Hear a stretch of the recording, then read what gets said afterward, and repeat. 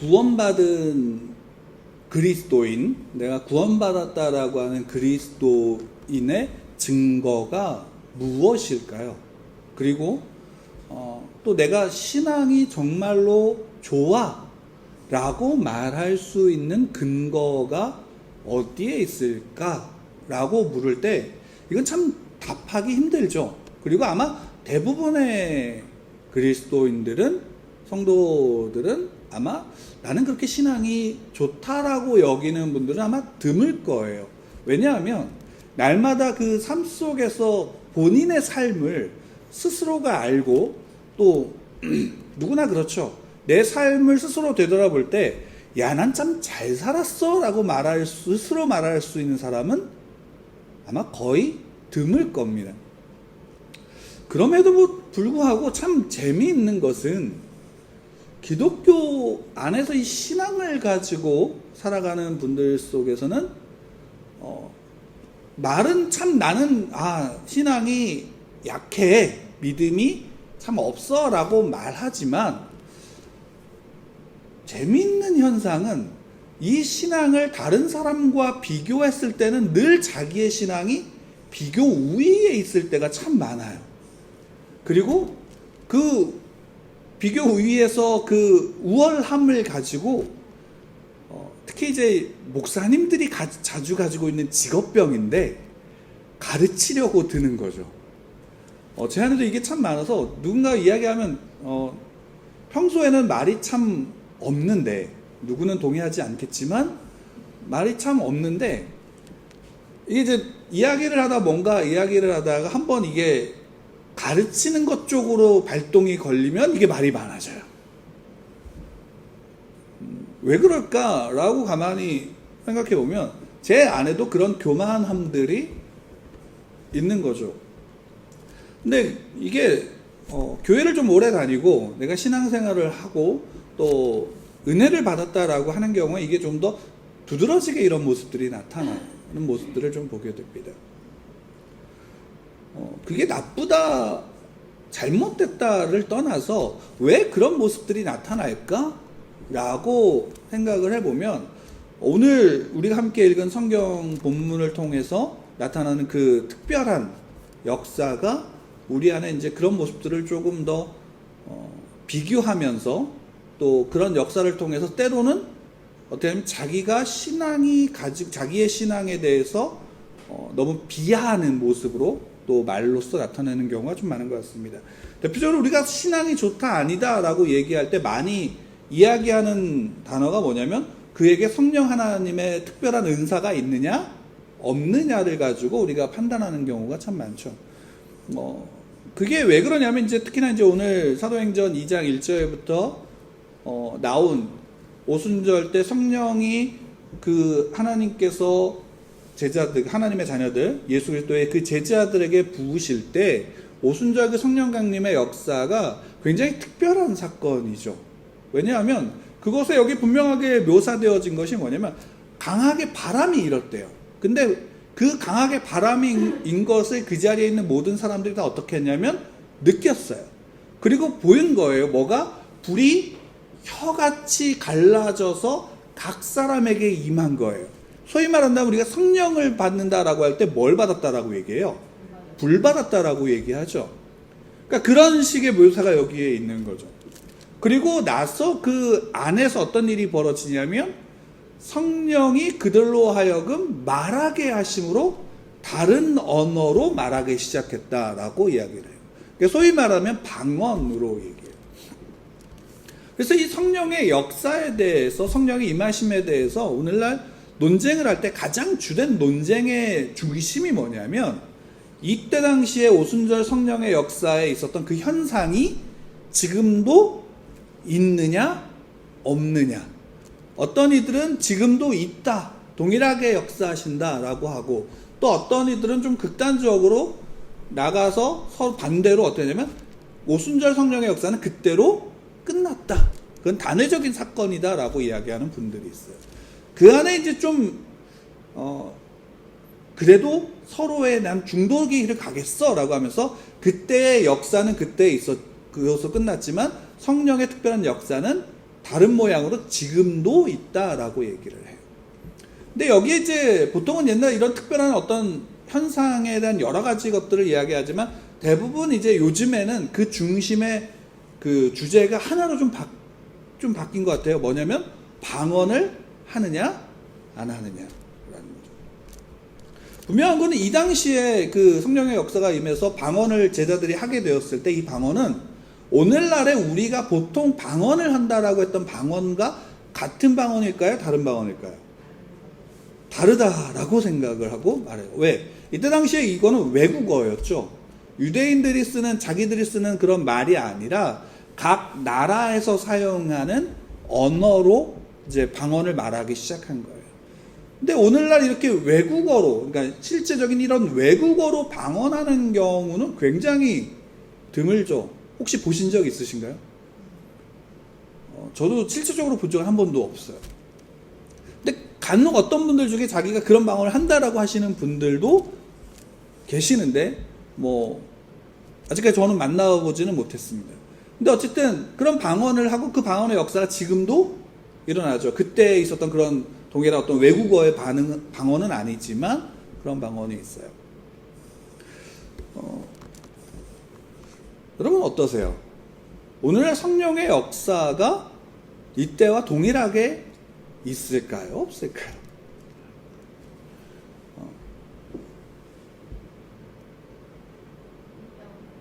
있다 없다?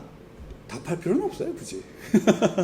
저는 개인적으로 성령의 역사는 오늘날 특별하게 임한다라고 저는 믿어요. 그 모습이 어떠하든 특별한 역사는 있어요. 그리고 그 역사를 체험한 사람도 있고, 저도 개인적으로는 체험이 있고, 또 어떤 분들은 아직까지 한 번도 그런 체험을 하지 못한 분들이 있어요.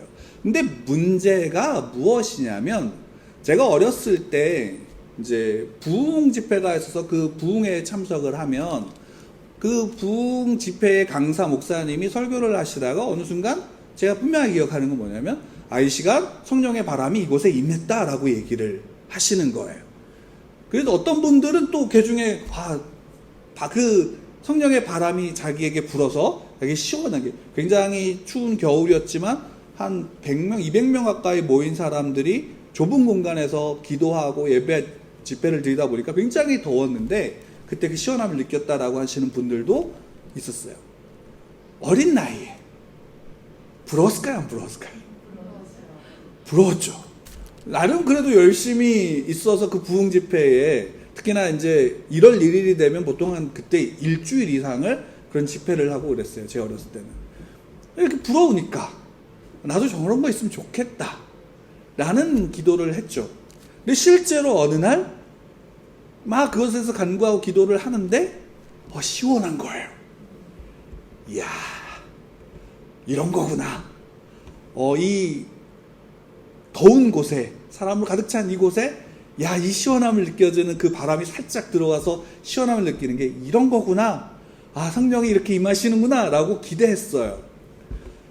근데 어린 마음에 눈을 살짝 뜨겠죠. 저는 떴어요. 그래서 이게 나만 그런가? 라고 해서 이제 열심히 기도하시는데 옆에 어떤가 하면서 살짝 떴어요. 근데 그때 보지 말아야 될 것을 봤어요. 뭐였을까요? 어떤 분이 덥다고 문을 연 거예요. 그렇다고 해서 제 신앙이 낙마하거나 그러지는 않았어요. 그런가 보구나 라고 또 기도하고 했는데, 저는 그런 특별한 경험, 어떤 성령이 임해서 불이 같이 나눠주고 그런 경험을 한 적은 없어요. 다만 이제 개인적으로 어떤 믿음의 확신과 기도 속에서 여러 가지 체험들을 했고 또 그런 부분들을 봤어요. 근데 이런 체험을 하게 되어지면 어떤 일이 벌어지냐면 믿음의 확신이 생겨요. 그 순간에. 그 특별한 경험이잖아요. 우리가 어떤 특별한 기적을 보니까 그 기적 앞에 이것을 행한 그 하나님의 일하심에 대한 믿음의 확신이 생겨요. 근데 문제가 생기게 되어지는 게 뭘까요? 문제가 생기는 게.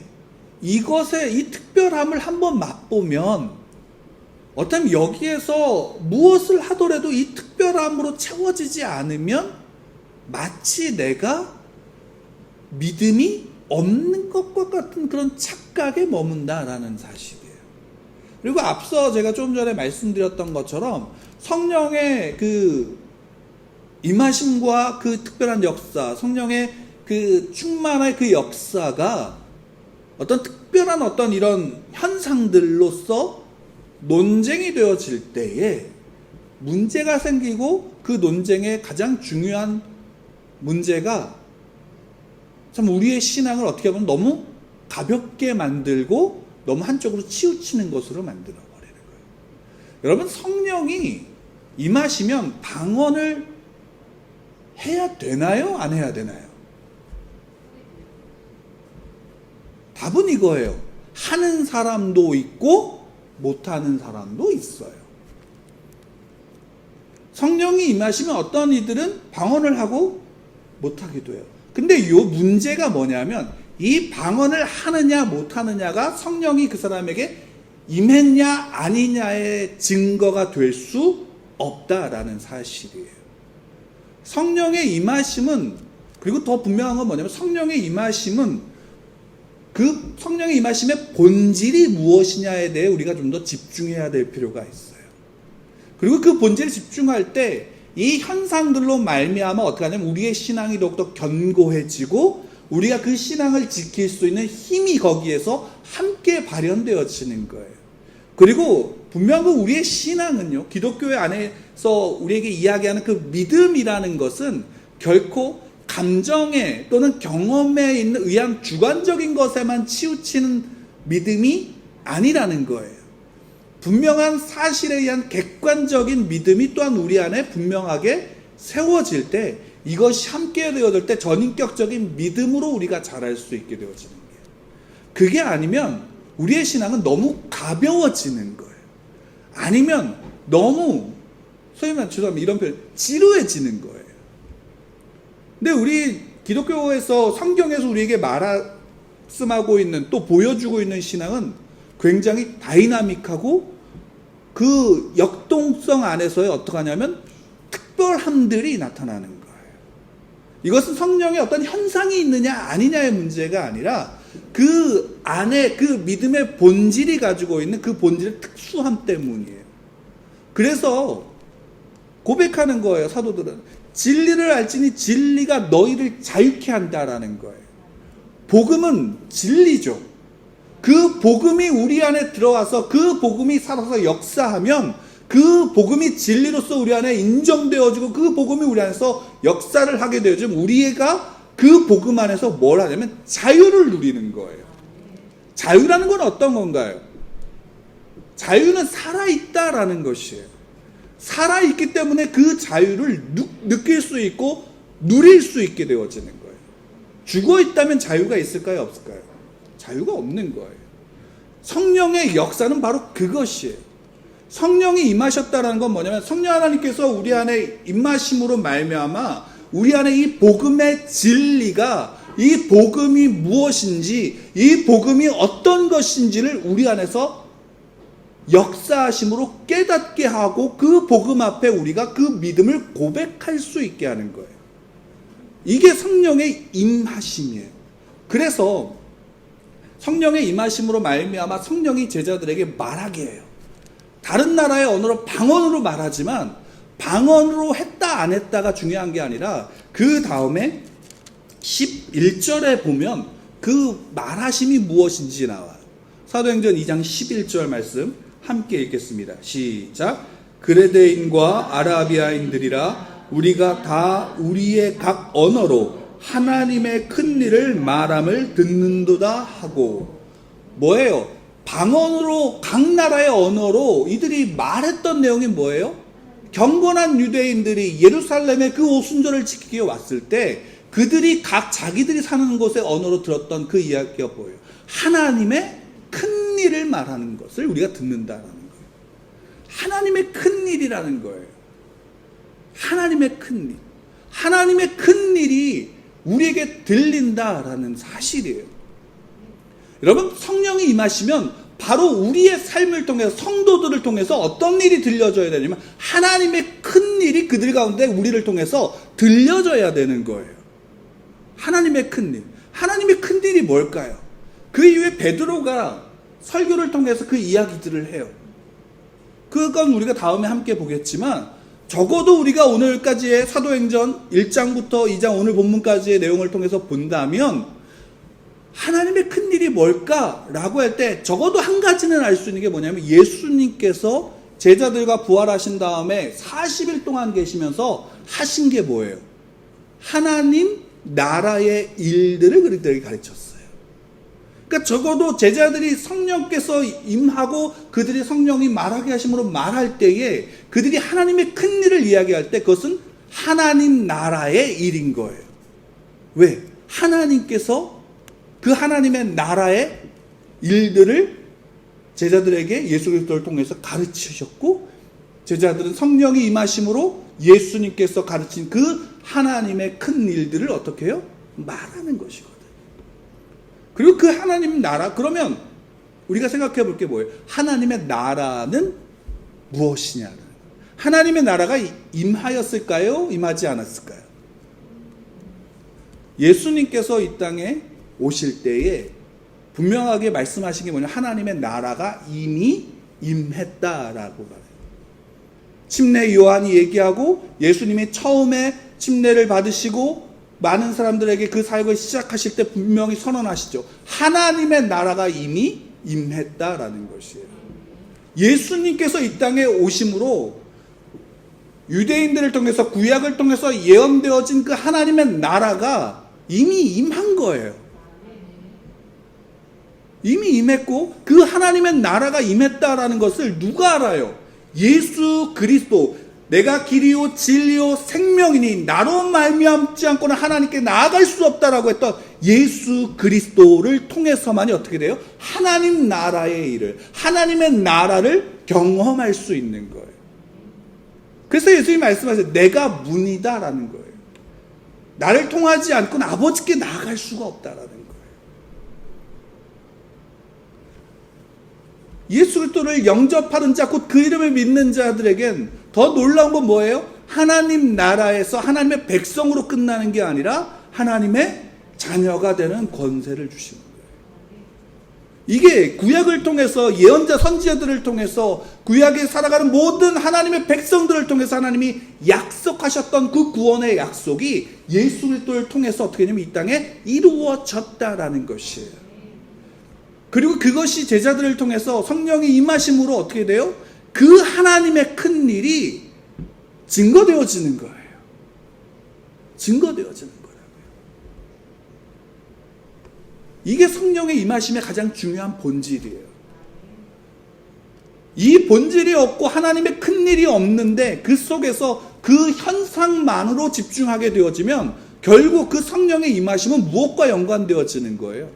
마치 어떤 영화의 한 주제처럼 소원을 이루어지는 수정이 나타나서 내 마음의 소원을 말하면서 그 수정을 만지면 그게 내가 원하는 소원이 이루어지는 것과 뭐가 다른 거예요?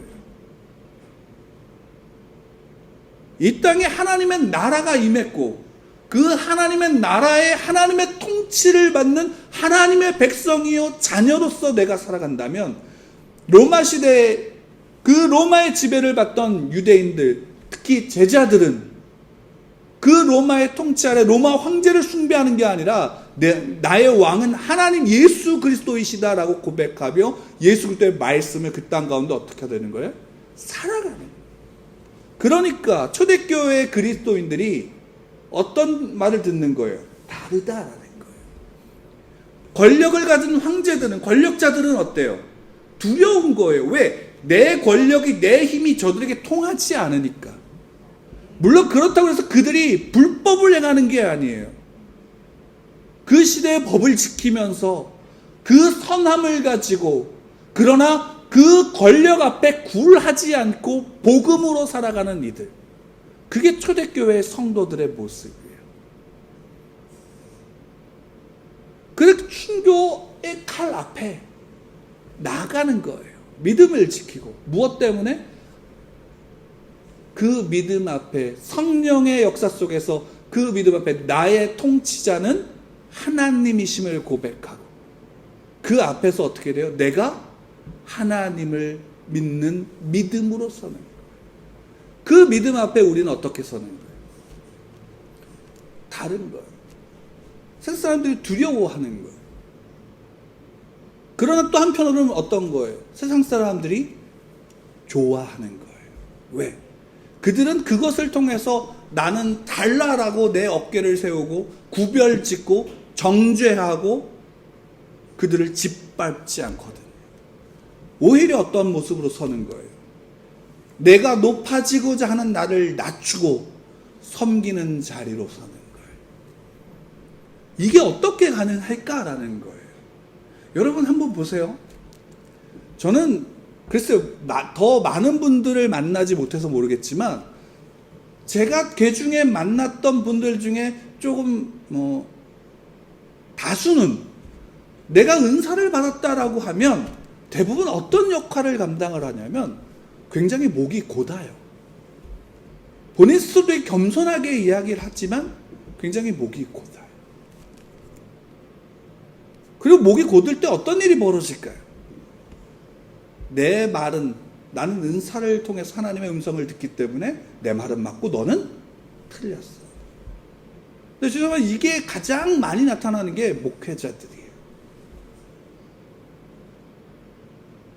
제가 목사지만 목회자들에게 그런 것이 가장 많이 나타나요. 왜일까요? 저는 여기에서 이야기하고 있는 보여주고 있는 성령의 역사를 우리가 오해하고 있기 때문이라고 봐요. 성령의 역사는 현상으로 그치는 게 아니에요. 성령의 특별한 현상은 성령께서 그 시간 그 자리에 있는 이들에게 필요하다면 특별한 일들을 나타내시는 거예요. 그것이 병고침일 수도 있고요. 그것이 어떤 그 사람에 대한 개인적인 문제에 대한 해결일 수도 있어요. 그리고 특별히 그것이 어떤 방언에 대한 이야기일 수도 있어요. 그러나 그것이 저 사람과 나를 구별짓고 내가 더 특별하고 높은 신앙의 수준을 갖고 있다는 증거가 될 수는 없다라는 사실이에요. 우리가 참된 신앙을 가지고 성령의 충만함에 그 성령의 임재 가운데 서 있는 성령의 역사를 경험한다면 참된 성도의 모습은 그 상대방이 나이가 어리던 많건 나보다 부자이건 가난하건 많이 배웠건 못 배웠건 그를 나의 뭐로 여기냐면 형제로 여긴다고요. 형제로 여긴다는 건 뭐예요? 그와 내가 동등하다라는 거예요. 무엇으로? 하나님의 사랑 안에서. 근데 더 놀라운 사실은 이거예요. 형이 동생보다 힘이 세죠? 안 쓸 수도 있나요? 지금 그러니까 대부분은 형이 세다고 얘기해 주세요. 대부분은 근데 그 모습 속에서 어떤 거냐면 형제의 우애를 이야기할 때는 물론 이건 동생이든 형이든 문제가 아니라 자기를 형이든 동생이든 더 존중해질 때 그들의 우애가 어떻게 될 수 있어요? 좋아질 수 있는 거예요. 이게 가장 크게 우리나라의 문화 속에 좀 녹아져 있어요. 그게 뭐예요? 물론 조금 이제 왜곡된 모습도 있지만 우리의 그러니까 지금은 좀 이런 모습들이 좀 많이 없지만 예전에 어머니의 모습들, 그러니까 우리나라에 특별히 어머니를 더 자녀들이 기억하는 이유는 어머니들이 더 많이 희생하는 모습이 보이기 때문이라는 안타까움이 제 안에 있지만 어쨌든 그 희생하는 모습이 어머니들을 통해서 많이 나타나죠. 왜? 예전에 어머니들은 자기 것을 사요, 안 사요? 안 사죠. 그러면서 자녀들의 것을 사고 남편의 것을 사요. 그리고 자기 것을 살 때는 나는 필요 없다라고 얘기해요. 그래서 어떤 가요도 나오잖아요. 우리 어머니는 짜장면이 싫다고 하셨어. 그리고 진짜로 그렇게 알았던 아들은 어머니에게 짜장면을 시켜주지 않고 자기만 시켜서 자기가 안 먹는 거죠. 근데 그 모습이 뭐예요? 힘이 없어서 그러는 게 아니라 힘이 있기 때문에 자기를 낮추는 거예요. 무엇을 위해서? 가정을 위해서. 그리고 무엇 때문에? 내가 내 자녀와 내 남편을 사랑하기 때문에. 그렇기 때문에 저는 개인적으로 생각할 때 사랑의 가장 확실한 표현은요, 섬김이에요. 내가 누구를 사랑한다라고 했을 때 그 사랑은 그를 향한 섬김이에요. 내가 높아져서 내가 우월하고 내가 어떤 대접을 받는 게 사랑이 아니라 내가 사랑하는 크기만큼 내가 상대방을 향해서 내가 낮아지는 거예요. 그래서 특별히 연인들이 사랑을 할 때, 연애를 할 때 뜨거운 사랑에 콩깍지가 씌워지면 옆에서 볼 때 어떻게 보이시나요? 참 미련하게 보이지 않아요? 어리석게 보이지 않아요? 갑자기 어느 날 연애를 시작하더니 서울로 매일같이 왔다 갔다 차를 끌고 다니는 모습. 한밤중에도 전화해서 뭔가 문제가 있다 싶으면 그냥 그대로 달려가는 모습들이 연애를 할 때 그 안에 있잖아요. 옆에서 보면 어떤 모습이 보이냐면 미련해 보이는 거예요. 근데 여러분, 그리스도인의 모습이, 복음을 전하는 그리스도인의 모습이 세상에서 볼 때는 어떻게 보이는 거예요? 미련해 보이잖아요. 왜? 하나님 참 전도에 미련한 것으로 그 복음의 역사를 이루시는 거예요. 왜요? 하나님을 사랑하고 내 이웃을 내 몸과 같이 사랑하는 자가 성도이기 때문이에요. 예수님이 그러하셨잖아요. 예수님 힘이 없으셨나요? 능력이 없으셨나요? 권력이 없으셨나요? 말 한마디면 천군 천사가 내려와서 모든 걸 뒤엎을 수 있음에도 불구하고 자기의 힘을 당신을 위해서 쓰지 않으셨어요. 사랑하는 이들이 이 땅 가운데 병들어서 가난해서 사람 대접받지 못했던, 부정해서 하나님 앞에 나가지 못했던 이들에게 나가서 너는 깨끗해졌어 라고 말씀하시고 그들의 손을 잡아주시고 그들의 눈물을 닦아주시며 그들에게, 그 가난한 자에게, 걷지 못했던 자에게, 보지 못했던 자들에게 눈을 띄어서 예수 그리스도를 보게 하시고 예수 그리스도 앞에 일어나서 나올 수 있게 하시며 그 가난한 자들을 향해서 하나님의 부요함들을 전해주신 게 예수 그리스도예요. 그리고 그것을 우리에게 뭐라고 하면 너희도 이와 같이 하라라고 말씀하시는 거예요. 왜요? 너희 안에 성령이 계시니까. 이 하나님의 큰 일을 너희가 말해야 돼. 그래서 보혜사 진리의 영인 성령님은 우리 안에서 예수님께서 하신 말씀을 가르쳐 주신 것을 깨닫게 하고 말할 바를 알려주시며 우리가 할 수 없는 일들을 행하게 하시는 거예요. 우리가 할 수 없는 일이 어떤 특별한 게 아니에요. 내가 낮아지는 일을 말하는 거예요. 내가 나를 위해서 나의 힘을 쓰지 않고 그를 나누어 줄 수 있는 자유를 말하는 거예요.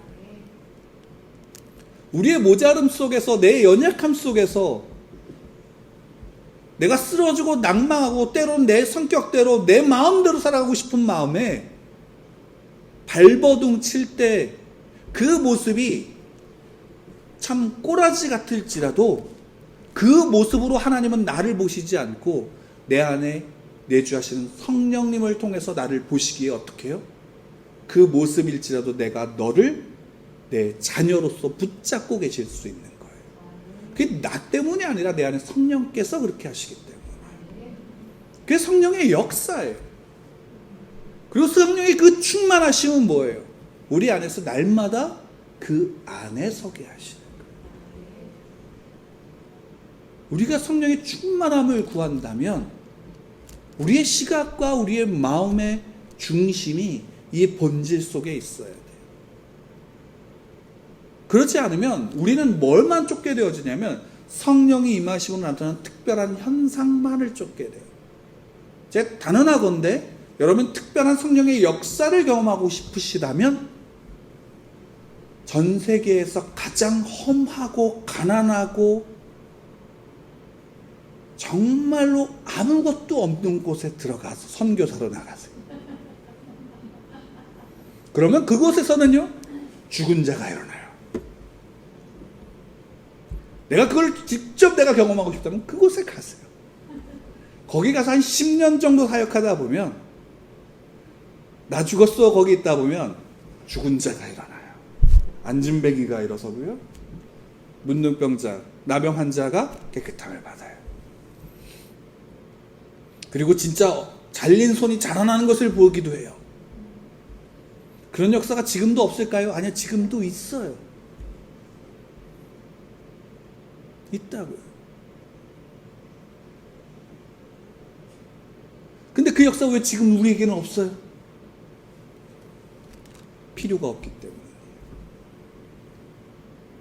그리고 우리에게 지금 그게 필요하다면 그 일을 행하시는 거예요. 근데 그것에 집중하기 시작하면요, 우리는 무엇을 볼 수 없어요? 성경을 볼 수 없어요. 왜요? 여기에서 분명히 이야기하고 있는 게 뭐예요? 이 현상에 집중해서 그것을 계속 끌고 이야기하고 있나요? 아니요. 하나님의 큰 일에 관한 거예요. 하나님의 큰 일이라고요. 여러분, 베드로는 그 큰 일이 무엇인지 이야기하고 있는 거예요. 이게 복음의 능력이에요. 내가 얼마나 잘 말하고 내가 얼마나 잘 하느냐가 아니에요. 베드로가 한 번 설교로 3,000명이 사람들이 회심하고 죽게 돌아왔어 라고 하는 그 현상의 결과가 아니라고요. 베드로와 같은 이가 이 하나님의 큰 일을 말할 수 있다라는 사실이에요. 베드로와 같은 이가. 자기는 예수님을 배신했다고 해서 낭망하고 좌절하고 있어, 그래 실망하고 있던 그 베드로에게 예수님이 친히 오셔서 네가 나를 사랑하느냐라고 물으시면서 그를 회복시키시고, 성령이 임할 때까지 너희들이 기다려라고 했을 때에 그를 중심으로 해서 120명의 성도가 마가다락방에서 기다리고 기도했을 때, 그때가 된 그날에 하나님이 약속한 성령을 부으시고 그 안에서 하나님의 큰 일을 말할 수 있게 하시는 거예요. 여러분 안에 성령 하나님이 계셔요. 그리고 여러분들 안에 그 성령 하나님이 하나님의 큰 일을 행하시는 거예요. 그리고 그 일들 가운데 언제는 우리의 입술이, 언제는 우리의 손이, 언제는 우리의, 내가 볼 땐 정말 아무것도 아니게 행동했던 그것이 지극히 작은 자에게 행했던 그 행동이, 그 모습이, 그 위로가 하나님의 큰 일을 나타내는 복음이다라는 사실을, 그 복음의 역사를 성령께서 이루어 가시는 거예요. 그 마지막은 우리가 보지 못할 수 있어요. 그러나 하나님은 그거를 보시고 기억하시면서 대하신다는 거예요. 여러분 보세요. 예수님께서 분명하게 찾으시는 사람은 얼마나 큰 일을 하고 얼마나 대단한 일을 했느냐 하는 사람이 아니에요. 얼마나 작은 일에 충성했느냐. 그 작은 일에 충성했고 그 작은 일이 날마다 그 삶 속에 쌓여져 갔느냐. 우리 예수 누리교회 안에 성령께서 역사하시는 하나님의 큰 일이 날마다 여러분들을 통해서 이 땅 가운데 증거될 것입니다. 성령의 충만함 가운데 거하십시오. 그리고 성령의 충만함 가운데 거하는 것은 날마다 하나님의 말씀을 주야로 묵상하고 그 말씀을 주께, 우리 성령 하나님께 물으세요. 그러면 어느 순간 누군가의 입술을, 아니면 어떤 책을 통해서 성령께서 조명하셔서 그 의미가 내 안에서 살아서 내 골수를 쪼개는 역사가 일어나는 거예요. 그게 성령의 일하심이에요.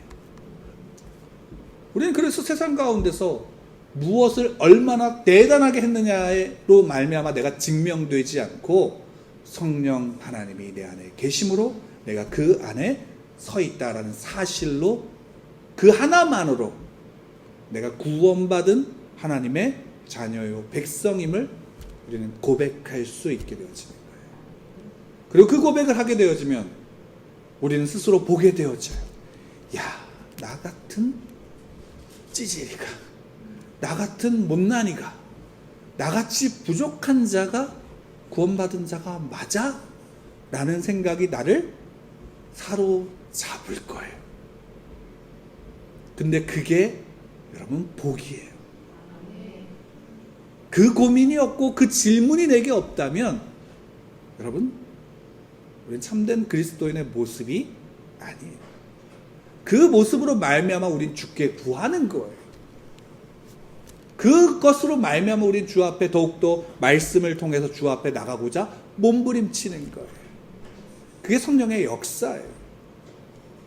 나보다 남을 낮게 여기는 자로, 그래서 낮아진 곳에서 섬기는 자로, 그 사랑을 흘려보내는 자로 서는 거예요. 나중에 우리가 그러면 그 사랑의, 그 섬김의 극치로서 얼마나 그 우리 안에 나타나는 용서의 회복이 우리 안에서 나타나는지, 우리로 말미암아 어떤 가운데 내 옆으로 주어지는지를 우리가 나중에 보게 될 거예요. 구원받은 자의 축복이죠. 성령이 함께 하신다. 나를 세우고 나를 증명하는 것은 내가 아니에요. 내가 나를 증명하지 않는다는 사실만을 여러분들 확실히 믿으시기 바랍니다. 성령께서 나를 증명하시는 거예요. 나를 그래서 보증하신다라고 얘기하죠. 보증하시는 거예요. 그리고 우리는 그리스도를, 그분을 말미암아 그리스도를 따라가고 그 발걸음을 뗄 수 있는 것입니다. 성령이 여러분들에게 임하시면 권능이 여러분들 가운데 임할 거예요. 그러면 여러분 땅끝까지 이르러 여러분들이 서 있는 그곳에서 증인으로서 여러분들의 삶을 통해서, 여러분들의 모습을 통해서 하나님의 큰 일이 전해질 것이에요. 내가 무엇을 했고 안 했고의 문제가 아니에요. 왜? 우리 안에 주시는 그 성령 하나님의 특별하신 은혜로 말미암아 하나님의 자녀로 우리가 서서 걸어가고 예배 가운데 나와 하나님 앞에 서고 그 앞에서 우리는 찬양하고 기도하고 때로는 눈물을 흘리고 때로는 웃으며 때로는 넘어지기도 하고 함께 일으켜 세워주기도 하는 자로서 함께 할 수 있는 것입니다. 여러분 이 복을, 이 성령의 그 충만하심의 인도하심의 복을 누리시기를 간절히 축원합니다.